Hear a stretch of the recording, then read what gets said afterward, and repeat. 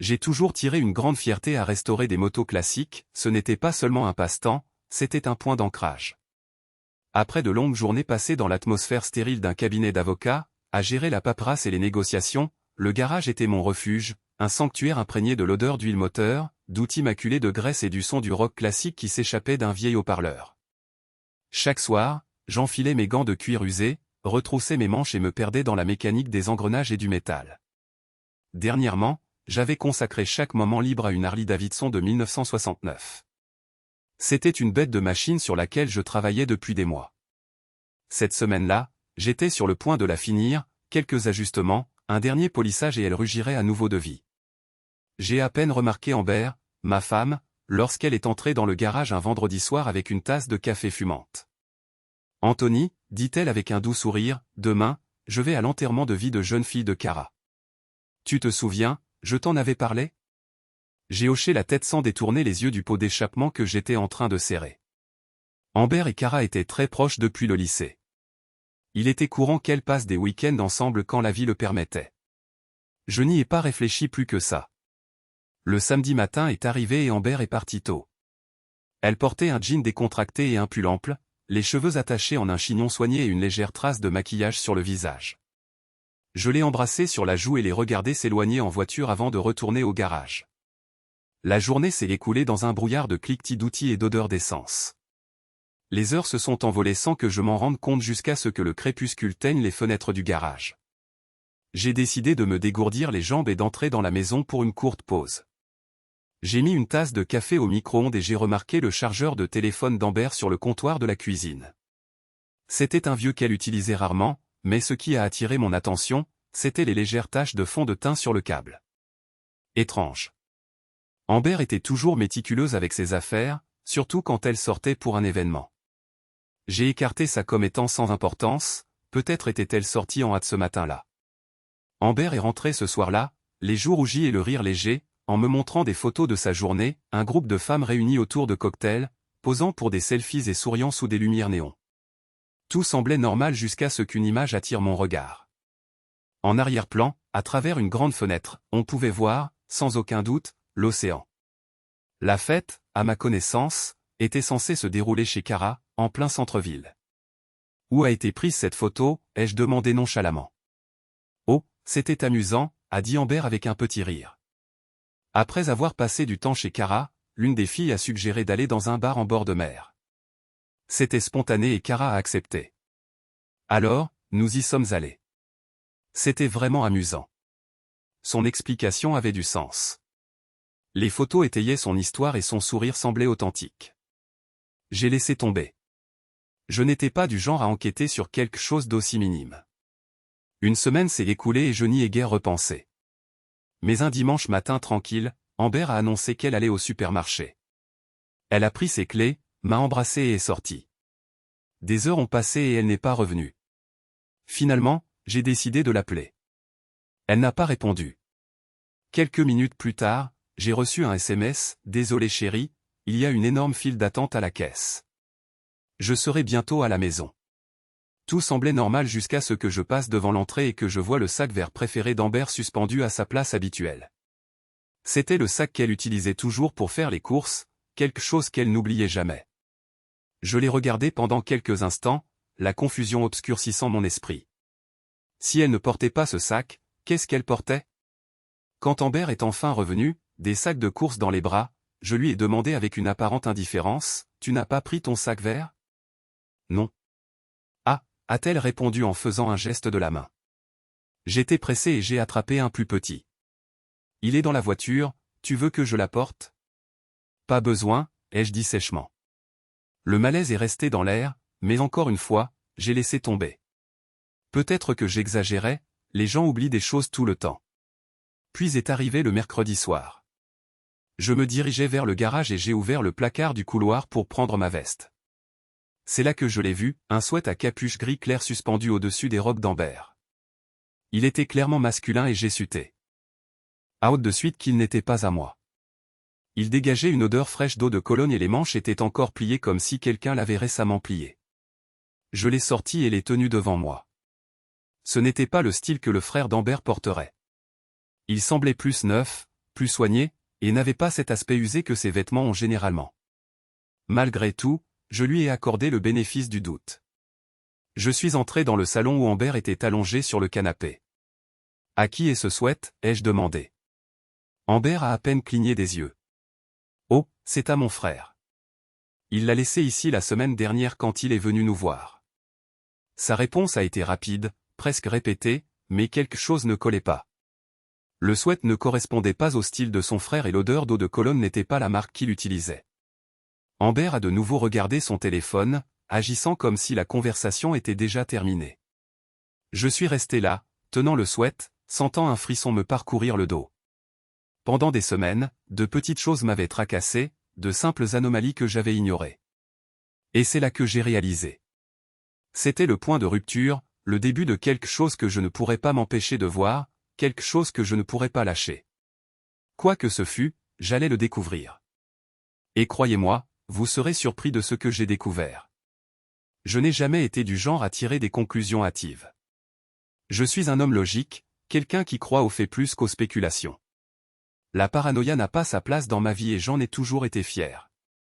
Mais dernièrement, il y avait trop de petits détails qui s'accumulaient, formant une image que je ne pouvais pas ignorer, le chargeur taché de fond de teint, la photo suspecte près de la mer, le sweat dans le placard et le sac oublié. Chaque incident, pris séparément, ne signifiait rien, mais ensemble, ils commençaient à me tourmenter. Amber a mentionné qu'elle irait à son cours de yoga habituel le samedi, ce qui n'était pas inhabituel. Elle avait une routine et le yoga en faisait constamment partie. Mais ce matin-là, quelque chose semblait étrange. Elle a pris beaucoup de temps à choisir ses vêtements de sport et s'est appliqué du maquillage avec une précision inutile pour une séance de yoga. Elle a même glissé une petite trousse de maquillage dans son sac de sport. J'ai noté ces détails en silence, sans rien dire, pendant qu'elle m'embrassait pour me dire au revoir et partait. Au moment où elle a fermé la porte, j'ai attrapé ma veste et mes clés. Je ne comptais pas lui faire de reproches, j'avais juste besoin de clarté. Je suis monté dans ma vieille camionnette et j'ai commencé à la suivre, en gardant une distance prudente. Pendant un moment, tout a semblé normal. Elle a emprunté les rues connues, s'est arrêtée à un feu rouge, a tourné dans des rues que je reconnaissais. Mais alors, ma camionnette a émis son grincement familier. La transmission a encore lâché. Avant que je m'en rende compte, le moteur s'est éteint au milieu d'une intersection. Les klaxons retentissaient et des conducteurs furieux m'évitaient pendant que j'essayais de redémarrer le moteur. Quand j'ai enfin réussi à le faire démarrer, Amber était déjà partie. J'ai conduit jusqu'à la maison en silence, agrippant fermement le volant tandis que la frustration brûlait dans ma poitrine. Quelques heures plus tard, Amber est revenue, son tapis de yoga sur l'épaule, un smoothie à la main et le même sourire détendu que d'habitude après le cours. Elle a mentionné naturellement qu'elle avait essayé de nouvelles postures et a plaisanté sur le peu de souplesse qu'elle ressentait. J'ai hoché la tête, feignant la normalité, mais mon intuition me disait que quelque chose ne collait pas. La semaine suivante, Amber a mentionné qu'elle sortirait dîner avec une amie dans un nouveau restaurant italien du centre-ville. Elle m'a montré ses SMS avec elle, a même posé pour un selfie devant le miroir, vêtue d'une robe élégante avant de partir. Je me suis dit que je ne répéterais pas l'erreur de la semaine précédente. J'ai appelé un taxi, lui ai donné l'adresse du restaurant et suis arrivé peu après Amber. J'ai trouvé une table près de la fenêtre, commandé un verre et gardé un œil sur l'entrée. Peu de temps après, Amber est entrée. Elle était avec son amie, celle qu'elle avait dit vouloir rencontrer. Elles se sont assises près de la fenêtre, ont partagé une bouteille de vin, ri et apprécié leur repas. Rien ne semblait suspect, pas de regard furtif, pas de gestes énigmatiques. Tout paraissait aussi normal que possible. Quand elles ont fini de dîner, elles sont sorties ensemble, ont pris des taxis séparés et sont parties. Cette nuit-là, j'ai mieux dormi que depuis des semaines. Amber est rentrée rayonnante, me parlant de la délicieuse pâte et du bien-être qu'elle avait ressenti en discutant avec son amie. Je me suis permis de relâcher la tension qui s'était accumulée. Peut-être que je exagérais vraiment. Mais le troisième incident n'était pas quelque chose que j'avais planifié. Amber a dit qu'elle prendrait un jour de congé pour elle-même, une journée de bien-être, de shopping, une manucure, un peu de temps seul en ville. Cela semblait inoffensif et je lui ai souhaité d'en profiter. Mais au fond, je n'étais pas satisfait. Au lieu de rester à la maison, j'ai décidé d'aller moi aussi en ville. Je me suis garé à quelques pâtés de maisons du quartier commercial principal et j'ai commencé à marcher lentement, me mêlant à la foule, les yeux ouverts au cas où je verrais Amber. Après 1 heure ou 2, je l'ai vue. Elle était à un coin de rue, son manteau bien fermé, les cheveux lâchés et le téléphone à la main. Elle ne regardait pas les vitrines ni ne portait de sac de course.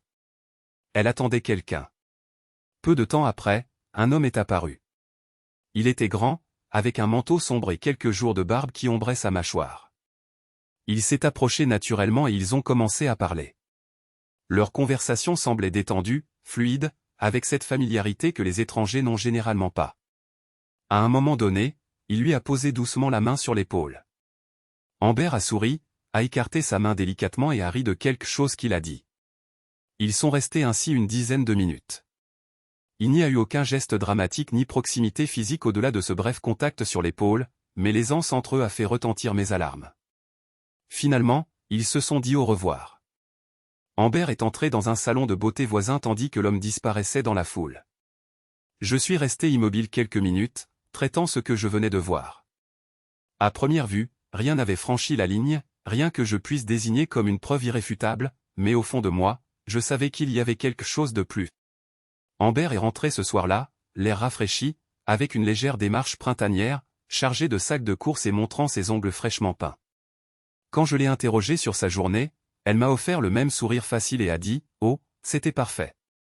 Shopping, un café, une bonne manucure, juste ce qu'il me fallait. » J'ai hoché la tête et nous avons laissé la conversation dériver vers d'autres sujets, mais en moi, les questions se multipliaient. Qui était cet homme? Quelle était sa relation avec Amber? Et surtout, depuis quand cela se passait-il? Je n'allais pas me précipiter, mais je n'allais pas non plus laisser tomber. Il y avait un schéma, et même si Amber ne le remarquait pas, je commençais à voir les contours d'une image beaucoup plus grande. Maintenant, j'avais des raisons de creuser davantage. J'avais besoin de savoir qui était cet homme, quelle était sa relation avec Amber, et ce qui se passait réellement quand elle n'était pas à la maison. Une chose était claire, ce n'était pas fini et je n'allais pas abandonner maintenant. J'avais besoin de comprendre qui était cet homme, ou du moins, j'avais toutes les raisons de commencer à enquêter. Je ne suis pas un homme paranoïaque. Je me suis toujours considéré comme rationnel, équilibré et quelqu'un qui ne tire pas de conclusions sans preuve. Mais dernièrement, cette sensation persistante dans ma tête avait grandi jusqu'à devenir impossible à ignorer. Chaque petit détail, chaque coïncidence suspecte, était comme une pièce d'un plus grand puzzle, quelque chose que je n'avais pas encore vu. J'ai réalisé que je ne pouvais plus le garder pour moi. J'avais besoin de perspective et, plus important encore, j'avais besoin d'aide. Ce samedi soir, j'ai appelé Tom, Larry et Geoff, mes amis les plus anciens et les plus fiables. Ce n'étaient pas seulement des compagnons de boisson, c'étaient des hommes en qui j'avais confiance, dans plus d'un sens. Ils sont arrivés à mon garage avec un pack de bière, des blagues légères et des expressions de curiosité.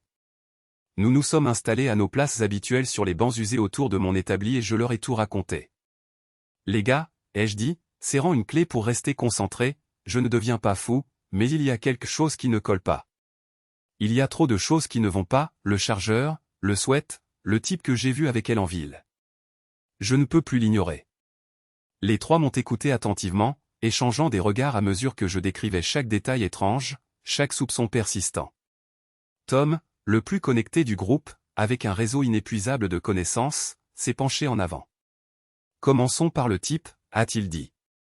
Tu as mentionné qu'il est grand, cheveux foncés, avec quelques jours de barbe, et bien habillé. Je vais passer quelques appels pour voir si quelqu'un connaît quelqu'un qui correspond à cette description. Nous avons passé l'heure suivante à recueillir chaque détail que je me souvenais de cet homme. J'ai fait un croquis rapide sur un morceau de papier pas très bon, mais suffisant pour leur donner une idée. Larry a sorti son téléphone et a commencé à chercher parmi les contacts, à passer des appels tandis que Geoff envoyait des messages à des groupes locaux et à des amis communs. Un par un, ils se sont retrouvés à court de pistes. Personne ne reconnaissait l'homme de ma description. Finalement, Tom s'est adossé à sa chaise, le front plissé. Si c'était quelqu'un de la ville, quelqu'un de notre cercle, quelqu'un que nous voyons en ville, quelqu'un l'aurait déjà identifié. Soit ce type reste en dehors de tout, soit il est arrivé récemment, soit il sait comment passer inaperçu. Je n'ai pas aimé ce qu'il a dit, mais il n'avait pas tort. Nous étions dans une impasse et je détestais ce sentiment. Mais abandonner n'était pas une option. La semaine suivante, nous avons décidé de changer de tactique. Larry et Geoff ont proposé de suivre Amber la prochaine fois qu'elle sortirait. Je ne voulais pas être celui qui la suivait, je ne me faisais pas confiance pour passer inaperçu. Alors ils ont pris la vieille familiale de Larry, un véhicule si discret que personne n'y ferait attention. La journée d'Amber s'est avérée des plus normales. Elle est allée à un centre commercial, a passé quelques heures à faire du lèche-vitrine, s'est arrêtée pour prendre un café dans un petit café et est même entrée dans un salon de manucure. Il n'y a pas eu de rendez-vous secret ni d'homme mystérieux. Tout semblait complètement normal. Quand ils sont revenus ce soir-là, Larry a haussé les épaules et m'a donné un verre de café du même café qu'Amber avait visité. « Es-tu sûr qu'elle cache quelque chose ?» m'a-t-il demandé. Parce qu'aujourd'hui, elle était comme n'importe quelle autre femme au centre commercial. Sac, café, manucure, le package complet. Geoff a acquiescé. S'il y a quelque chose, elle est une très bonne actrice, ou elle ne le rencontre pas chaque fois qu'elle sort de la maison. Je les ai remerciés tous les deux, mais au fond de moi, je ne pouvais pas lâcher prise. Amber était intelligente, plus que beaucoup ne le pensaient. Si elle cachait quelque chose, elle n'allait pas me faciliter la tâche. Et puis est arrivé le tournant, un moment si anodin qu'il semblait que le destin me donnait une chance. Je rentrais chez moi un soir après avoir récupéré des pièces de moto chez un ami de l'autre côté de la ville. En regardant dans une rue tranquille du centre-ville, j'ai remarqué deux hommes qui se disputaient sur le trottoir. L'un d'eux a immédiatement attiré mon attention, manteau sombre, barbe soignée, bien habillé. C'était lui, le même homme que j'avais vu avec Amber. L'autre type était plus costaud, avec des cheveux roux et un visage que je ne reconnaissais pas au début. Leur dispute s'est rapidement intensifiée. Ils ont élevé la voix, serré les poings, et tout d'un coup, le roux a lancé un coup de poing qui a secoué l'homme bien habillé. Mon instinct m'a dit de ne pas intervenir. J'ai sorti mon téléphone et j'ai commencé à prendre des photos depuis la sécurité de ma camionnette. Le type roux a regardé l'homme à terre avec rage pendant quelques secondes, puis il s'est retourné et a disparu dans la nuit. Je suis resté un bon moment sur place, sentant mon cœur battre dans mes oreilles. Ce visage, celui du roux, m'était familier. Puis j'ai réalisé, il s'appelait Marc. Nous étions allés à l'université ensemble. Nous n'étions pas exactement amis, mais nous fréquentions les mêmes cercles. Je ne l'avais pas vu depuis des années. Le lendemain matin, j'ai retrouvé Marc dans un atelier de réparation automobile en périphérie de la ville. Il était couvert de graisse, se nettoyant les mains avec un chiffon quand il m'a vu entrer. « Anthony, dit-il, surpris. Ça fait des années. » Nous nous sommes serrés la main et je suis allé droit au but. « Marc, tu te battais avec un type au manteau sombre hier soir. Que s'est-il passé ?» Marc a soupiré et a jeté le chiffon sur un établi. « Anthony, ce n'est pas une conversation pour ici. Retrouvons-nous ce soir au bar de J.O. Nous boirons un verre et je te raconterai tout. » J'ai hoché la tête, l'estomac noué par l'anticipation. Marc n'était pas du genre à se battre sans raison. S'il était impliqué, il y avait une raison. Et si cette raison avait quelque chose à voir avec Amber ou avec l'homme au manteau sombre, j'allais le découvrir. Je me suis retourné et j'ai quitté l'atelier, laissant derrière moi le bruit des clés et des moteurs. Anthony hocha la tête, il savait que Marc n'était pas du genre à faire des histoires pour rien. S'il s'était battu, c'était pour une bonne raison. Et vous allez voir comment tout cela s'emboîte. Le bar était faiblement éclairé et sentait le whisky vieilli et la friture. Des lumières néon clignotaient au-dessus d'une table de billard usée et le doux ronronnement du rock classique s'échappait d'un vieux jukebox dans un coin. C'était le genre d'endroit où les secrets se partagent à voix basse, autour de verres à moitié vides. Marc et moi nous sommes assis à une table lisse. Olé, nos boissons suant sous la lumière jaunâtre. Son expression était sérieuse, sa posture tendue. Quoi qu'il ait à me raconter, ce ne serait pas facile à entendre. Anthony, commença Marc, faisant tournoyer le liquide ambré dans son verre, le type de l'autre soir, avec qui je me suis battu, s'appelle Alex Ewar. Et oui, je le connais, mais pas trop bien. Je me suis penché vers lui, essayant de garder un visage neutre, mais mes mains se sont serrées sur le bord de la table. Alex, continua Marc, il y a quelques années, j'essayais de lancer mon atelier. Tu sais comment c'est, équipement, loyer, coût de démarrage. Je n'avais pas l'argent, alors j'ai cherché des investisseurs. C'est là qu'Alex est apparu. Il était de ces types de la finance, très éloquent, toujours impeccablement vêtu, avec un sourire confiant. Il m'a promis de m'aider à obtenir un financement, à rédiger un plan d'affaires et à tout mettre en place. Marc fit une pause, prit une longue gorgée et posa son verre avec un bruit sourd. Il s'avère que l'investisseur s'est retiré à la dernière minute, mais pas avant que j'aie mis toutes mes économies dans l'équipement et le loyer. Ensuite, j'ai découvert qu'Alex avait déjà encaissé sa commission à l'avance, avant même que l'affaire ne capote. Il est parti propre, et moi, il m'a laissé avec une montagne de factures impayées. La rage se sentait dans la voix de Marc, mais on voyait aussi que c'était du passé, quelque chose qu'il avait suffisamment enterré pour le raconter calmement. C'est ça Alex, continua-t-il, un manipulateur. C'est de ceux qui vous regardent dans les yeux, vous sourient et vous escroquent quand même.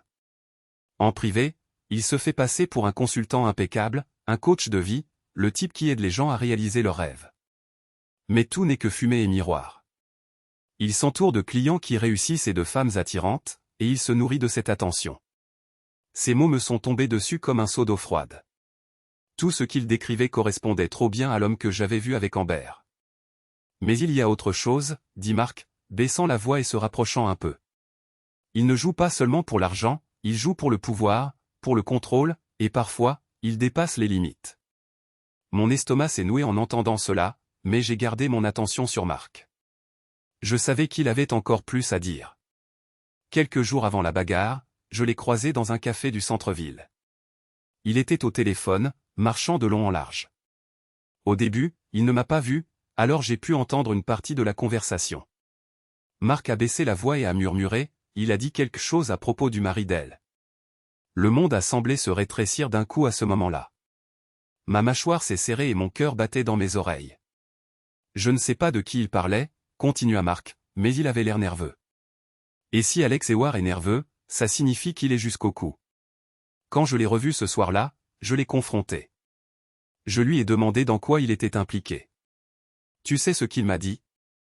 Écoute, Marc, ça ne te concerne pas. Il s'est moqué de moi.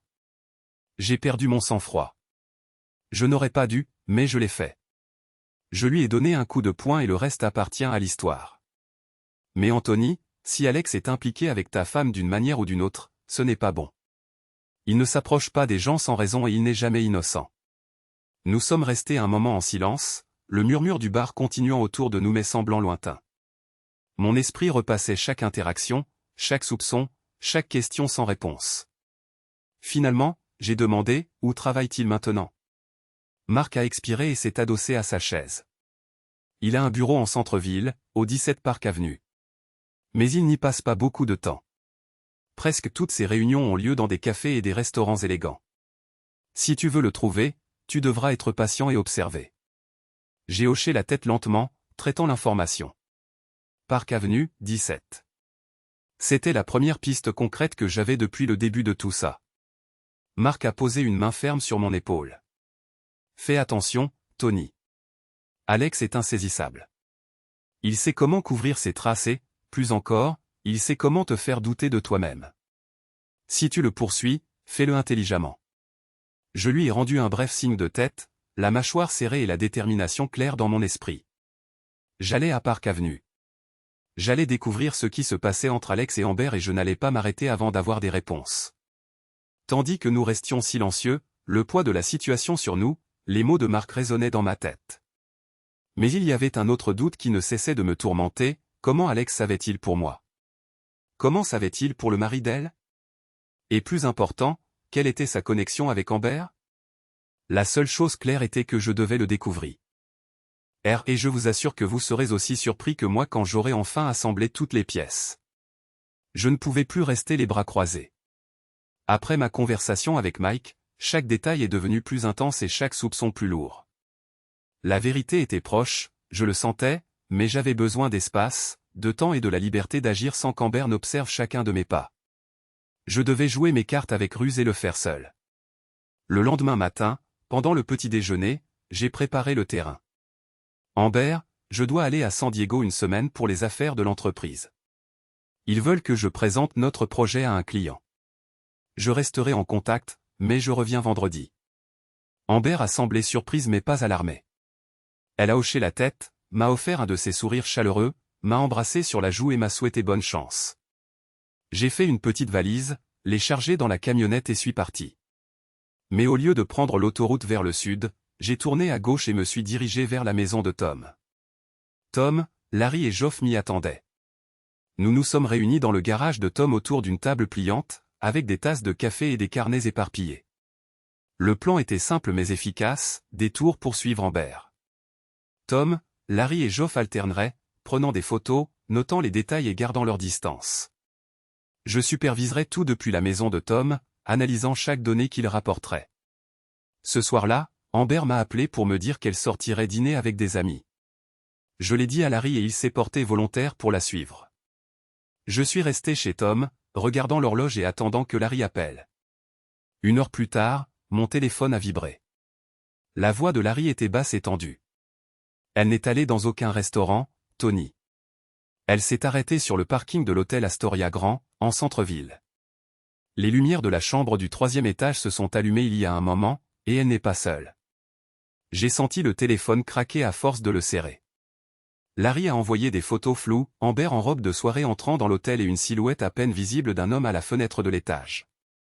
Nous resterons ici, a dit Larry, mais Tony, ça ne sent pas bon. Ils ont attendu des heures. Finalement, Amber est sortie, les cheveux un peu ébouriffés, le manteau sur les épaules. Larry a pris plus de photos et ils l'ont suivie discrètement jusqu'à ce qu'elle rentre chez elle. La fois suivante, ce fut le tour de Geoff. Amber a dit qu'elle resterait tard au bureau. Geoff l'a suivie à distance, la surveillant alors qu'elle parcourait les rues du centre-ville. Cette fois, elle a fini dans un restaurant, le même italien où je l'avais vue auparavant avec son ami. Mais ce soir-là, elle n'était pas avec son ami. Elle était avec Alex et War. Geoff m'a tout décrit en rentrant chez Tom. Ils étaient assis dans une banquette isolée, loin de la foule. Ils conversaient de près, elle lui touchait le bras de temps en temps, il souriait de manière charmante. En partant, il lui a passé la main autour de la taille alors qu'il marchait vers la voiture. Les photos de Geoff montraient tout, son sourire, la main d'Alex dans son dos, l'inclinaison de leur tête pendant qu'ils parlaient. Je suis resté à regarder ces images jusqu'à ce qu'elles deviennent floues. Ma mâchoire me faisait mal à force de la serrer. La 3e fois, ce fut Tom qui l'a suivie. Amber m'a dit qu'elle irait visiter un parent éloigné hors de la ville. Tom m'a appelé des heures plus tard avec une adresse, Tony, elle n'est pas avec sa famille. Elle est dans une maison de plage près de Harbor Cove. C'est un endroit cher. Et devine qui est arrivé 20 minutes après?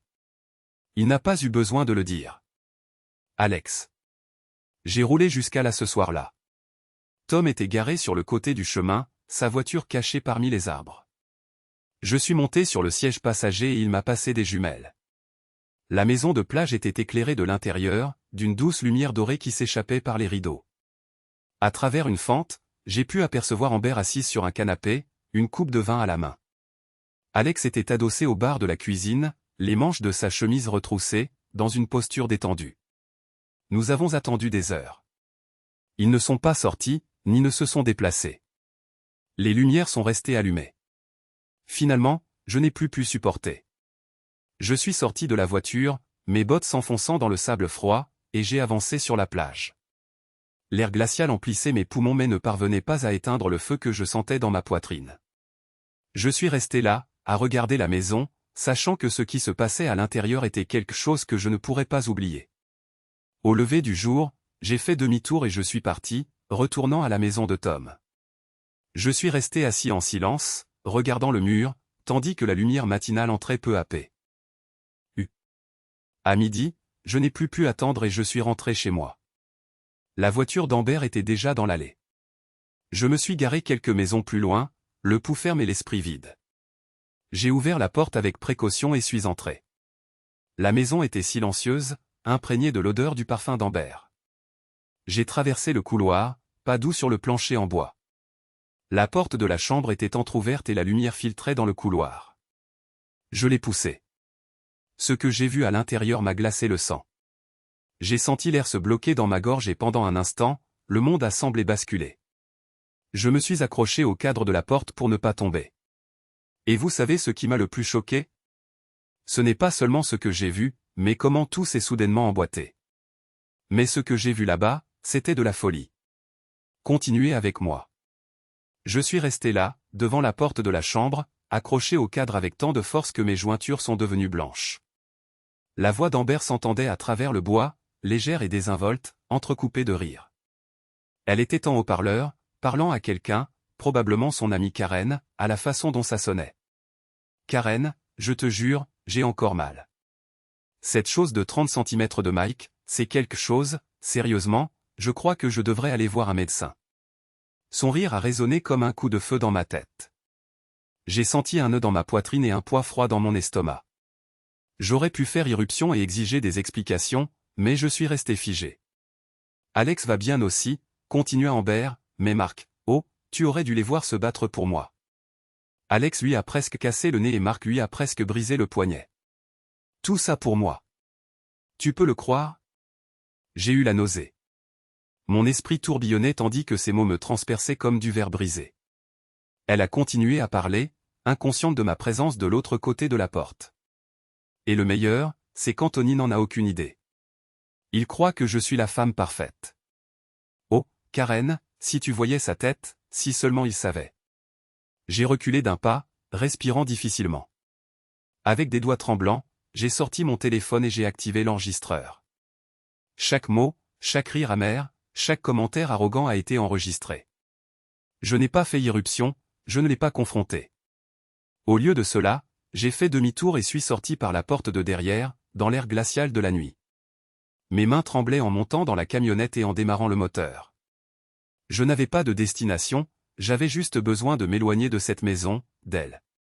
J'ai conduit jusqu'à la maison de Tom et je me suis garé dans son allée. Je me sentais épuisé, comme si mon corps fonctionnait par inertie, la tête étourdie par la voix d'Amber résonnant encore et encore.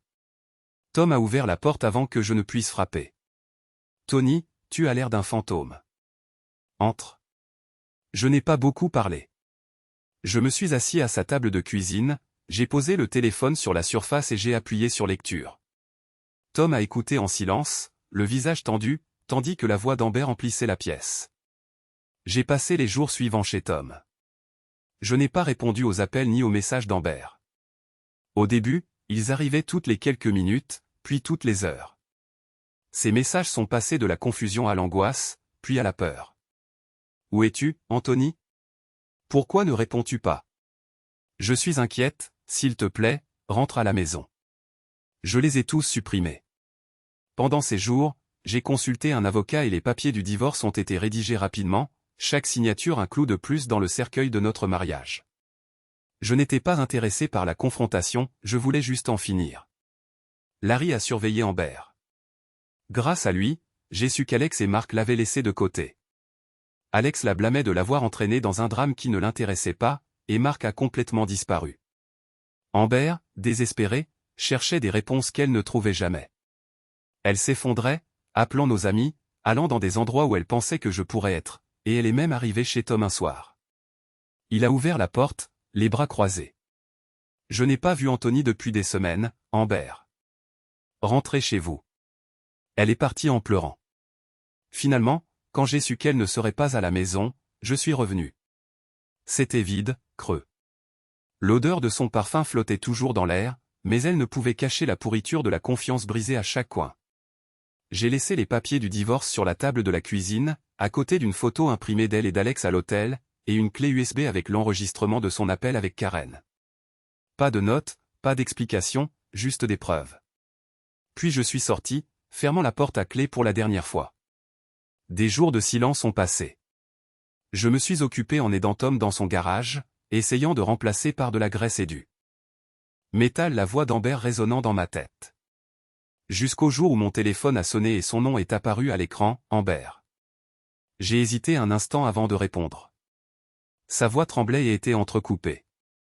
Anthony? Mon Dieu, Anthony, tu es vivant? Où étais-tu? Pourquoi as-tu disparu? Je suis à l'hôpital. Ils disent que j'ai fait une dépression nerveuse. Ils m'ont donné des médicaments. Anthony, s'il te plaît, parle-moi juste. Ses sanglots s'entendaient de l'autre côté, mais ils ne m'ont pas ému. Je me sentais vide.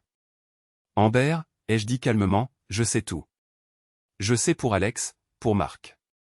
Je sais pour les bagarres, les mensonges, les jeux. J'ai tout entendu. J'ai tout vu. C'est fini. Les papiers sont sur la table. prépare-toi pour le divorce. Il y eut un long silence de l'autre côté, puis un gémissement et le silence. J'ai raccroché et j'ai posé le téléphone sur la table. Tom était devant moi, m'observant en silence. Pas besoin de dire quoi que ce soit, nous comprenions tous les deux. C'est fait, ai-je dit d'une voix ferme. Tom a acquiescé. Tu as fait ce que tu avais à faire, Tony. Le fardeau qui avait opprimé ma poitrine pendant des semaines a commencé à se dissiper. La route à suivre serait longue et difficile, mais au moins, c'était une route que je pouvais parcourir la tête haute. Nous sommes restés tous les deux en silence, regardant les outils éparpillés et les taches d'huile sur le sol du garage. Le pire était passé. Devant nous, il y avait le divorce. Le divorce ne fut pas seulement une procédure légale, ce fut une guerre et j'étais bien décidé à remporter chaque bataille. Après tout ce que j'avais vu et entendu, je ne comptais pas me retirer discrètement. Je ne cherchais pas une vengeance infantile ni des éclats émotionnels. Je voulais des conséquences qui résonneraient dans chaque recoin de la vie d'Amber. La première étape fut d'assembler mon artillerie. J'ai engagé le meilleur avocat spécialisé en divorce que j'ai pu trouver, un homme astucieux et calculateur, réputé pour anéantir quiconque lui faisait face au tribunal. Je lui ai remis toutes les preuves que j'avais recueillies, photos d'Amber avec Alex à l'hôtel, capture d'écran de leurs messages, l'enregistrement incriminant de son appel avec Karen. Chaque pièce à conviction était un clou dans le cercueil de sa crédibilité. Les premières tentatives d'Amber pour me contacter sont restées sans réponse. Elle a appelé, envoyé des messages, et même venu à la porte de Tom les larmes aux yeux, mais je n'étais pas intéressé par ses excuses ni ses explications. Le jour de notre première audience au tribunal est arrivé, et Amber est entrée, l'air vidé. Le maquillage ne masquait pas la fatigue dans ses yeux et ses mains tremblaient, agrippées au bras de son avocat. Mais les preuves ne tremblent ni ne mentent pas. La salle était froide et impersonnelle tandis que les preuves étaient présentées. Le juge a écouté l'enregistrement d'un visage impassible tandis qu'Amber s'enfonçait sur son siège. Les photos d'elle avec Alex, claires et sans équivoque, ont été distribuées, et les captures de ses messages ont été lues. Elle a tenté de parler, de se justifier, mais ses mots étaient faibles, décousus, éteints par le poids des faits froids et durs. Le jugement fut aussi catégorique que définitif, la maison, les voitures, les comptes et les biens partagés me sont revenus. Amber s'est retrouvée avec les dettes de son entreprise en déclin, sans propriété et sans issue. Son avocat a rangé les dossiers avec résignation, quittant la salle au bord de la défaite. En une seule journée, Amber a tout perdu, la vie que nous avions construite, le confort et la sécurité qu'elle avait tenus pour acquis, tout s'est évaporé. Mais ce n'était pas fini. Alex Ewar avait aussi joué son rôle dans tout cela, et il n'allait pas s'en tirer à bon compte. Sa carrière dépendait de son image impeccable, professionnelle et fiable. Je savais comment faire tomber cette façade. J'ai préparé un dossier, photos de lui et d'Amber à l'hôtel, copie de leur conversation et une chronologie détaillée de leur rendez-vous. Je l'ai envoyé de manière anonyme au service des ressources humaines de la société de conseil où il travaillait. La culture d'entreprise ne voit pas d'un bon œil les scandales, surtout lorsqu'ils impliquent des relations personnelles qui compromettent l'éthique professionnelle. En moins d'une semaine, Alex a été licencié. La raison officielle était un comportement personnel inapproprié, mais quiconque connaissait l'entreprise comprenait le véritable motif. Son nom a été entaché, sa réputation, qu'il avait construite au fil des ans, est devenue une marque indélébile. Avec Marc, ce fut plus facile. Il avait des dettes, et c'était son point faible. J'ai localisé certains de ses anciens clients, des types qui gardaient encore rancune pour des travaux mal faits ou des factures impayées. Avec l'aide de mon avocat, je les ai aidés à déposer des plaintes fondées. Marc s'est retrouvé acculé, noyé sous les litiges et les comptes impayés. Au final, il a été contraint de vendre son atelier pour couvrir ses dettes. Quand tout fut terminé, Alex était au chômage, Marc en faillite et Amber vivait dans un appartement miteux en périphérie de la ville. Elle a tenté de refaire sa vie, mais les rumeurs vont vite dans une petite ville. Les employeurs lui tournaient le dos et les vieux amis ne répondaient plus à ses appels. Les murs se refermaient sur elle. Elle m'a écrit des lettres remplies d'excuses, longues et confuses, tachées de larmes. Elle m'a laissé des messages vocaux, la voix brisée par le regret et le désespoir. Elle est même apparue dans des endroits où elle pensait que je serais, dans l'espoir de me trouver. Mais je suis resté distant, observant de loin comment elle s'effondrait. Avec le temps, elle a fait ses valises et est partie. J'ai entendu dire qu'elle était allée dans une autre ville, assez loin, pour recommencer. Mais recommencer n'est pas simple quand on porte le poids de ses erreurs. Et malgré tout, malgré la victoire légale et la chute d'Alex et Marc, malgré l'effondrement total d'Amber, je n'ai ressenti ni satisfaction ni triomphe. Seulement le vide. La vengeance ne guérit pas les blessures, elle ne fait qu'arrêter l'hémorragie. Pendant des semaines après que la poussière fut retombée, je me suis concentré sur moi-même. J'ai consacré chaque minute à mon garage, à des machines qui ne mentent ni ne trompent, qui ne trahissent pas. La Harley sur laquelle j'avais travaillé pendant des mois est devenue mon obsession. Chaque pièce polie et chaque vis ajustée était un petit acte de contrôle dans une vie qui m'avait échappé. Un soir, je me suis arrêté pour contempler la moto terminée.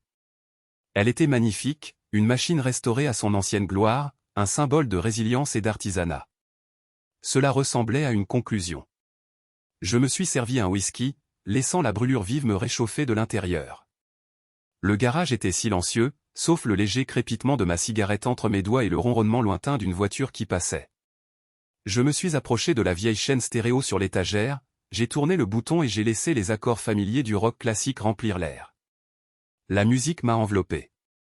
Pour la première fois depuis ce qui semblait une éternité, j'ai souri. La guerre était terminée. Le chapitre était clos. J'étais libre.